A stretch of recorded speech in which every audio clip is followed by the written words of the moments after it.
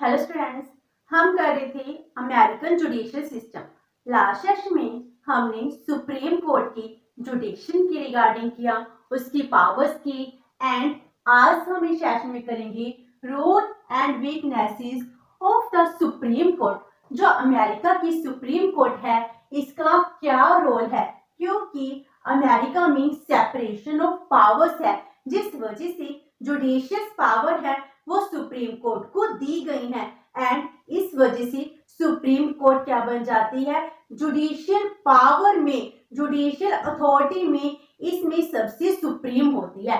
वैसे तो कॉन्स्टिट्यूशन में किसी ऑर्गन को सुप्रीम नहीं कहा गया है, फिर भी आज के टाइम में अमेरिका में जो सुप्रीम कोर्ट है वो इंडिपेंडेंट होते हुए भी बहुत ज्यादा पावरफुल बन चुकी है। इसकी पावर्स हैं टाइम के साथ इंक्रीज होती जा रही हैं। तो इसका रोल क्या है? First one is the as the final interpreter of the constitution. जो कॉन्स्टिट्यूशन है इसका फाइनल इंटरप्रेटर कौन है? सुप्रीम कोर्ट को ही माना गया है फाइनल इंटरप्रेटर। कॉन्स्टिट्यूशन में इस चीज को डिफाइन नहीं किया गया था कि सुप्रीम कोर्ट ही फाइनल इंटरप्रेटर होगी, लेकिन 1803 में एक केस होता है मारबरी वर्सेस मैडिसन। इस केस में सुप्रीम कोर्ट क्या कहती है कि जो कॉन्स्टिट्यूशन है, कॉन्स्टिट्यूशन की सुप्रीम पावर किसके पास होगी? इसकी सुप्रीम पावर सुप्रीम कोर्ट के पास ही हो सकती है, यही फाइनल इंटरप्रेटर हो सकता है। उस टाइम जो प्रेसिडेंट जेफरसन थे उन्होंने ऑब्जेक्शन क्रिएट किए, लेकिन फिर भी इसका कोई सोल्यूशन नहीं निकला। तो आज के टाइम में यही माना जाता है कि कॉन्स्टिट्यूशन का फाइनल इंटरप्रेटर एक सुप्रीम कोर्ट ही है, इसके अलावा कोई भी फाइनल इंटरप्रेटर नहीं माना जाएगा। Number 2, protector of the constitution. जो कॉन्स्टिट्यूशन है इसकी प्रोटेक्शन कौन करता है? सुप्रीम कोर्ट करती है। कॉन्स्टिट्यूशन की प्रोटेक्शन के लिए जो सुप्रीम कोर्ट है इसके पास एक स्पेशल पावर है जिसको कहते हैं जुडिशियल रिव्यू की पावर, जिस वजह से जो भी एग्जेक्टिव ऑर्डर्स है कांग्रेस के द्वारा बिल पास किए गए हैं इन सबको नल एंड वाइड डिक्लेयर कर सकती है। इसका मीनिंग क्या हो गया? कॉन्स्टिट्यूशन के अगेंस्ट अगर कोई बिल पास हो जाता है उस बिल को अनकॉन्स्टिट्यूशनल कहकर वो रिजेक्ट कर सकती है। ये पावर भी सुप्रीम कोर्ट के पास है। दैट्स व्हाई इसको कहा जाता है protector of the constitution. Next is role in the development of the constitution. Constitution की डेवलपमेंट में सुप्रीम कोर्ट बहुत ही पॉजिटिव रोल प्ले कर रही है। जब अमेरिका का कॉन्स्टिट्यूशन बनाया गया था जी बहुत ही रीजन कॉन्स्टिट्यूशन था, बहुत ही ज्यादा ब्रीफ कॉन्स्टिट्यूशन था। आज के टाइम में ओनली 27 अमेंडमेंट्स हुई हैं, लेकिन टाइम चेंज होने के साथ साथ हमारी जरूरतें भी चेंज होती जाती हैं, तो डेवलपमेंट ऑफ कॉन्स्टिट्यूशन ये भी इम्पोर्टेंट हो जाता है। जब उस टाइम अमेरिका इंडिपेंडेंट हुआ था उस टाइम एग्रीकल्चर डोमिनेंट कंट्री था, लेकिन आज के टाइम में अमेरिका इंडस्ट्रियल इकोनॉमी बन चुका है। इंडस्ट्रियल इकोनॉमी के साथ साथ टेक्नोलॉजी की डेवलपमेंट में सबसे सुप्रीम है, इंटरनेशनल लेवल पर बहुत ही इंपॉर्टेंट प्लेस रखता है। तो कॉन्स्टिट्यूशन की डेवलपमेंट भी बहुत जरूरी थी। तो इसकी सबसे ज्यादा जो पावर्स है वो सुप्रीम कोर्ट के पास थी और इसका क्रेडिट भी सुप्रीम कोर्ट को जाता है कि चेंजिंग सर्कमस्टेंसेस में इसने कॉन्स्टिट्यूशन को डेवलप किया है। Next is role of clearing the ambiguities of the constitution. जो कॉन्स्टिट्यूशन में एम्बिग्यूइटीज हैं, इन एम्बिग्यूइटीज को किसने क्लियर किया है?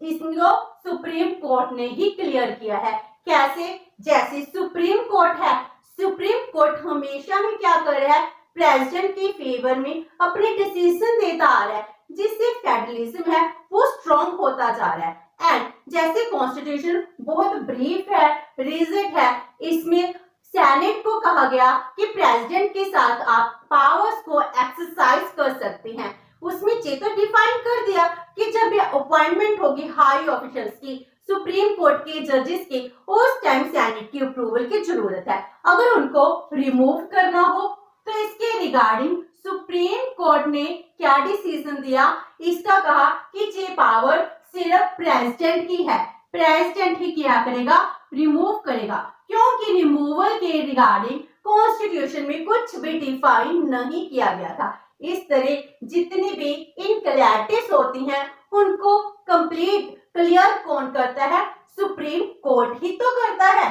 Next is role in expanding the powers of the federal government. आज के टाइम में फेडरल गवर्नमेंट की पावर्स हैं बहुत ज्यादा एक्सपेंड हो चुकी हैं। यूएसए फेडरल कंट्री है जिसके अंडर 50 स्टेट्स हैं, इनके यूनियन से ही यूएसए मिलके बना है। जो ये 50 स्टेट्स हैं ये अपना अपना कॉन्स्टिट्यूशन के अकॉर्डिंग वर्क करती हैं, क्योंकि वहां पर ड्यूअल कॉन्स्टिट्यूशन सिस्टम है।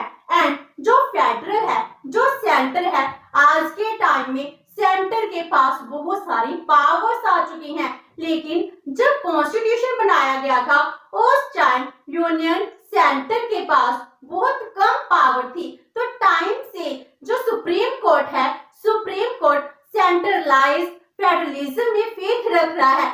आज के टाइम की जरूरत भी है, क्योंकि बहुत ज्यादा इकोनॉमीज में चेंज आ चुका है। इंटरनेशनल लेवल पर यूएसए की बहुत ही बड़ी पोजीशन है। आज हम यूएसए को सुपर पावर कहते हैं, इसीलिए सेंटर का स्ट्रॉन्ग होना बहुत जरूरी है। तो टाइम के साथ जो पावर्स हैं वो किसको दी गई हैं, सेंटर को दी गई हैं। ये पावर किसने दी है, सुप्रीम कोर्ट ने दी है।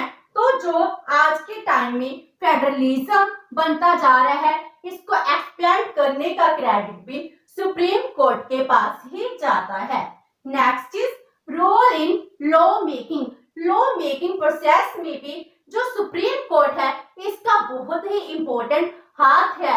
वैसे तो लॉ मेकिंग प्रोसेस है लेजिस्लेटिव कांग्रेस के पास है, लेकिन जो भी सुप्रीम कोर्ट है वर्डिक्ट देती है, जो कुछ भी कहती है, आने वाले टाइम में मींस फ्यूचर में वो लॉ बन जाता है। इस तरह ये लॉ मेकिंग प्रोसेस में भी बहुत इंपॉर्टेंट रोल प्ले कर रही है। Next is as guardian of the rights and liberties of the citizen. जो सिटीजन्स हैं इनकी राइट्स एंड लिबर्टीज, इनका गार्जियन कौन है, इनका गार्जियन है सुप्रीम कोर्ट। इसका मीनिंग है कि जो गवर्नमेंट है आर्बिट्रेरी मैनर से अपनी मर्जी से जो सिटीजन्स के राइट्स हैं उनको वायलेट नहीं कर सकती, उनको स्नैच नहीं कर सकती, क्योंकि जो सुप्रीम कोर्ट है एक प्रोटेक्टर की तरह हमेशा ही सिटीजन्स के राइट्स को, लिबर्टीज को प्रोटेक्ट करता आ रहा है। And last one is as a balancing wheel. ये क्या है, बैलेंसिंग व्हील है। ये किसमें बैलेंस क्रिएट करता है, जो सुप्रीम कोर्ट है गवर्नमेंट के डिफरेंट ऑर्गन्स हैं इनमें बैलेंस क्रिएट करता है। सेंटर एंड स्टेट में जितने भी डिस्प्यूट्स हैं इनको खत्म कर बैलेंस क्रिएट करता है। तो इसका मीनिंग क्या हो गया, जो सुप्रीम कोर्ट है, सुप्रीम कोर्ट की वजह से ही जो फेडरल कोर्ट है ना, फेडरल कोर्ट आपस में जुड़ा हुआ है।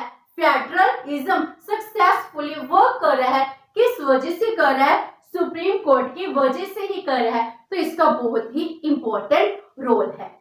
Now weaknesses of the American supreme court. जो अमेरिका की सुप्रीम कोर्ट है, अगर इसका बहुत इंपॉर्टेंट रोल है कॉन्स्टिट्यूशन के डेवलपमेंट में, कॉन्स्टिट्यूशन के प्रोटेक्टर में, फाइनल इंटरप्रेटर में, सिटीजन की प्रोटेक्शन के लिए एंड गवर्नमेंट के डिफरेंट ऑर्गन से बैलेंस क्रिएट करने में, लेकिन स्टिल फिर भी इसकी बहुत सारी वीकनेसेस हैं। वो वीकनेसेस क्या है, number 1 is use of unconstitutional powers. जो अनकॉन्स्टिट्यूशनल पावर्स हैं उसको यूज करती है, जैसे जुडिशियल रिव्यू हो गया। इसके अकॉर्डिंग क्या हो गया, कोई भी बिल जो पास कर दिया गया उसको जो नल एंड वाइड है वो डिक्लेयर कर सकती है। इस तरह जो चेक है on the powers which are used by the Congress and the president. Next is power to reject the laws passed by the Congress is undemocratic। जो ये जुडिशियल रिव्यू है इसके अकॉर्डिंग कांग्रेस के द्वारा पास किए हुए लॉ को रिजेक्ट कर देती है। ये अपने आप में ही अनडेमोक्रेटिक प्रोसेस है, क्योंकि जो कांग्रेस है, कांग्रेस में कौन है? जो लोगों के रिप्रेजेंटेटिव हैं, जिन्होंने, जो लोग हैं, इन्होंने यूनिवर्सल अडल्ट फ्रेंचाइज के बेस पर अपने जो रिप्रेजेंटेटिव हैं इनको इलेक्ट कर कर कांग्रेस में भेजा था, और कांग्रेस के इन बनाए हुए लॉ को जो अनडेमोक्रेटिक कह देती है, और जो भी पास किए हुए लॉ है उनको नल एंड वाइड डिक्लेयर कर देती है। नेक्स्ट इज कंजर्वेटिव जजेस are hindrance in the way of progress. जो अमेरिका की प्रोग्रेस है, इस प्रोग्रेस में जो कंजर्वेटिव जज है वो क्या है? एक रुकावट है। जैसे 1857 में एंटी स्लेवरी लॉ है, उसको कांग्रेस ने पास किया। तो एंटी स्लेवरी लॉ, ये अच्छी बात है कि स्लेव्स हैं वो सिस्टम नहीं होना चाहिए, लेकिन उस टाइम जो कंजर्वेटिव जज थे उन्होंने इस लॉ को नल एंड वाइड डिक्लेयर कर दिया। मींस वहां पर स्लेवरी सिस्टम प्रिवेल करना चाहिए, इस बात को वो कह रही है। तो जो कंजर्वेटिव जज हैं वो क्या होते हैं? प्रोग्रेसिव नहीं होते हैं, इसीलिए वो क्या है? एक तरह से अमेरिका की ग्रोथ में एक रुकावट के रूप में काम कर रही हैं। नेक्स्ट इज अपॉइंटमेंट ऑफ जजेस ऑन पॉलिटिकल बेसिस। जो जजेस हैं इनकी जो अपॉइंटमेंट हो रही है, इनकी क्वालिफिकेशन का, अपॉइंटमेंट का कोई भी मेथड नहीं डिफाइन किया गया। ये कहा गया है कॉन्स्टिट्यूशन में अपॉइंटमेंट किसके द्वारा की जाएगी? With the approval of senate. तो सेनेट की अप्रूवल के थ्रू अपॉइंटमेंट हो जाती है। तो जो प्रेसिडेंट है, प्रेसिडेंट किसको ही नाम सुजेस्ट करता है? जो उसके पॉलिटिकल फ्रेंड्स होते हैं, क्योंकि जो प्रेसिडेंट है वो खुद तो भी पॉलिटिकल पार्टी से बिलोंग करता है, इसीलिए जितने भी आज के टाइम में सुप्रीम कोर्ट में जजेस की अपॉइंटमेंट होती हैं वो पॉलिटिकल बेसिस पर ही होने लगी हैं। तो इसीलिए ये क्या है? एक वीकनेस है सुप्रीम कोर्ट की। Next is too long a tenure. जो सुप्रीम कोर्ट का जजेस हैं या फिर चीफ जस्टिस है, उनका टाइम पीरियड बहुत लॉन्ग है। आज के टाइम में ओनली एंड ओनली जो 7 चीफ जस्टिस है वो ही रूल कर रहे हैं। मींस 240 इयर्स हो चुकी हैं अमेरिका के सुप्रीम कोर्ट को बने हुए। इतने सालों में ओनली 17 जज आए हैं। तो इसका मीनिंग क्या हो गया? एक जज है बहुत टाइम तक अपने ऑफिस पर, अपनी पोस्ट पर बने रहते हैं। जैसे जस्टिस ब्लैक थे, तो जस्टिस हुगो ब्लैक 83 इयर्स तक अपनी पोस्ट पे रहते हैं। Next is no mention of the qualifications of the जजेस इन द कॉन्स्टिट्यूशन। कॉन्स्टिट्यूशन में जजेस की क्वालिफिकेशन क्या होनी चाहिए, उनकी रिगार्डिंग कुछ भी डिफाइन नहीं किया गया। जस्ट ये कह दिया कि उसको लीगल नॉलेज होनी चाहिए। तो ये सब कुछ क्या हो गया? आज के टाइम पर पॉलिटिकल बेस बन चुका है। Next is defective method of decision making. जो वहां पर डिसीजन मेकिंग प्रोसेस है, वो डिसीजन मेकिंग प्रोसेस क्या है? डिफेक्टिव है। डिफेक्टिव का मीनिंग क्या हो गया? जब डिसीजन होता है, जो मेजॉरिटी जजेस कहेंगे वो ही जजमेंट है, वो ही डिक्लेयर कर दी जाती है। तो जजमेंट कैसी हुई? अगर जिसमें मेजॉरिटी जजेस होगी तो इसका मीनिंग क्या होगा? एक जज की डिक्टेटरशिप होगी, वो जो भी कहेगा उस तरफ मेजॉरिटी हो जाएगी। वहां पर टोटल 9 जजेस हैं, और जहां पर मेजॉरिटी होगी जो डिसीजन देगा उसको लॉ को पास कर देगा या फिर लॉ के अगेंस्ट होगा। तो इस तरह जो डिसीजन मेकिंग प्रोसेस है वो बहुत ज्यादा डिफेक्टिव है। Next is against the principles of checks and balances. वहां पर सेपरेशन ऑफ पावर है, तो इस प्रिंसिपल के काउंटर करने के लिए चेक एंड बैलेंसेस का प्रिंसिपल है। चेक एंड बैलेंसेस के प्रिंसिपल के थ्रू हर एक ऑर्गन पर चेकिस्ट लगाए गए हैं। जैसे प्रेसिडेंट के ऊपर सेनेट का चेक है, जुडिशरी का चेक है, लेकिन जो जुडिशरी है, जुडिशरी के ऊपर चेक्स हैं। क्या प्रेसिडेंट वीटो पावर यूज कर सकता है? जो भी वर्डिक्ट है सुप्रीम कोर्ट के द्वारा दी गई है? नहीं। इस तरह चेक एंड बैलेंसेस का प्रिंसिपल है, जुडिशरी पर अप्लाई नहीं हो रहा practically. And last one is partial and political decision. जो सुप्रीम कोर्ट के जजेस हैं वो पार्शियलिटी करते हैं, वो पॉलिटिकल डिसीजन देते हैं। जिस पॉलिटिकल पार्टी से वो बिलोंग करते हैं उसी पॉलिटिकल पार्टी को वो अपना डिसीजन देते हैं, फेवर करते हैं। इस तरह वहां पर बहुत ज्यादा वीकनेसेस हैं। तो सुप्रीम कोर्ट की इतनी ज्यादा पावर्स हैं, इतना इंपॉर्टेंट रोल है, क्या वो एक बहुत ज्यादा वीक है? तो इसका आंसर है नो। तो आज के टाइम में सुप्रीम कोर्ट इतनी पावरफुल बन चुकी है कि लास्ट ने तो सुप्रीम कोर्ट को थर्ड चैम्बर ऑफ कांग्रेस का कह दिया।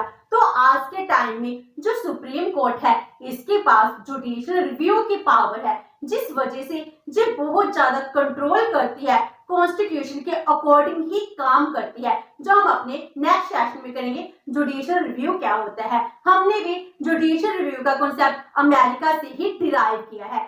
एंड जो भी सिटीजन्स हैं उनके राइट्स को प्रोटेक्ट करती है, उनकी लिबर्टीज को प्रोटेक्ट करती है, जो एक वॉच डॉग की तरह काम करती हैं पूरी कंट्री में फेडरलिज्म को सक्सेसफुली चलाने के लिए सुप्रीम कोर्ट का एक सबसे इंपॉर्टेंट रोल है। तो आज हम इस सेशन में रोल्स एंड वीकनेसेस की, नेक्स्ट सेशन में जुडिशियल रिव्यू करेंगे। होप सो कि आपको ये सेशन अच्छा लगा होगा। अगर आपकी कोई क्वेरी है तो post it in the comment box, and video अच्छी लगी तो please like and share with your friends. Thank you so much and have a nice day.